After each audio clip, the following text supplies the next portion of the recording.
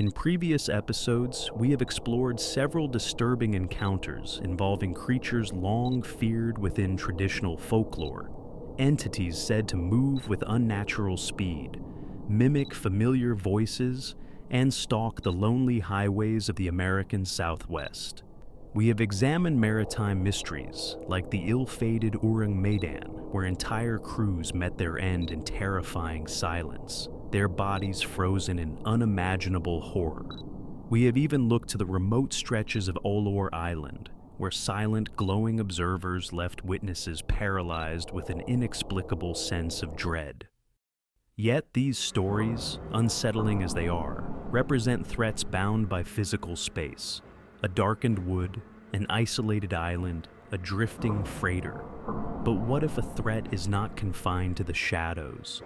What if the entity does not hide in the wilderness, but rather grows in plain sight, feeding not on flesh, but on the future itself?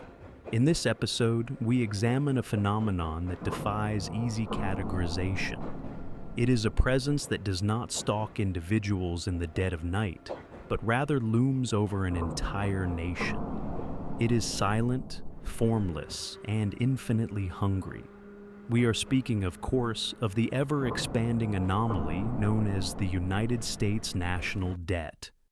Some places sit quietly on a map, rarely drawing attention. Others become known for what happens there again and again.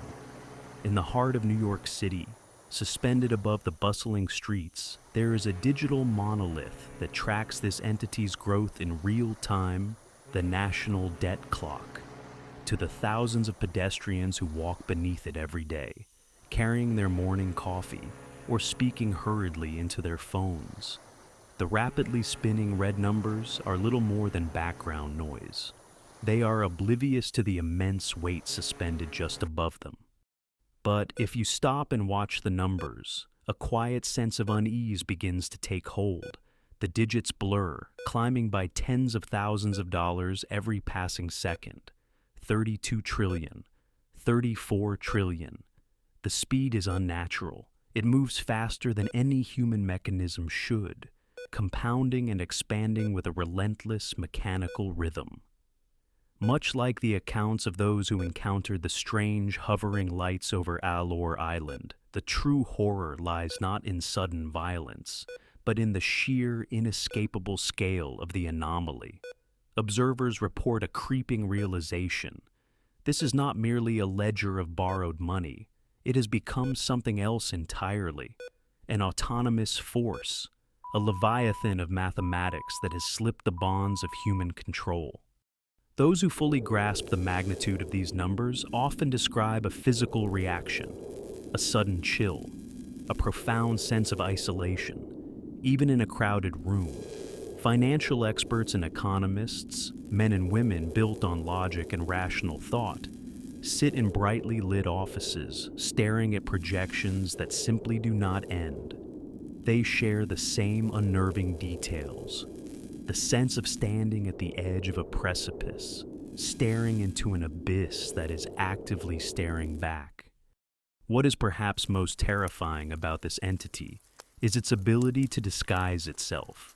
In the remote Southwest, witnesses spoke of an ancient, malevolent presence that could perfectly imitate the voices of loved ones, calling out from the tree line to lure unsuspecting victims into the dark. The debt anomaly operates on a staggeringly similar principle. It mimics the warmth of prosperity. It whispers of security. It tells the populace that they can have newly paved roads, expansive social programs, and endless consumer goods without ever facing the true cost. It creates a comforting illusion of wealth, printing billions of paper notes to temporarily satisfy the hunger of the system. But this comfort is a trap. The entity feeds on tomorrow to sustain today. When the sun sets and the financial districts fall silent, the entity does not sleep. It grows through a mechanism known as interest. In the absolute quiet of the night, while millions sleep safely in their beds, this invisible predator consumes billions of dollars. It eats the bridges that will never be built.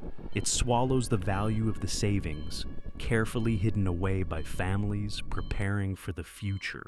It operates without leaving physical tracks in the snow, without leaving broken windows or bruised bodies. The theft is absolute, and it is entirely silent. The next time you look at a digital screen showing the price of gold or the fluctuating value of your portfolio, remember that you are looking at a mirage. The real wealth has already left the building. The sovereign siphon is nearly finished, and the valve is about to close forever. The elite are safe, the system is reset, and you are the only one left holding the bill. The vaults are cold, the paper is burning, the reset is live. Don't hold your breath.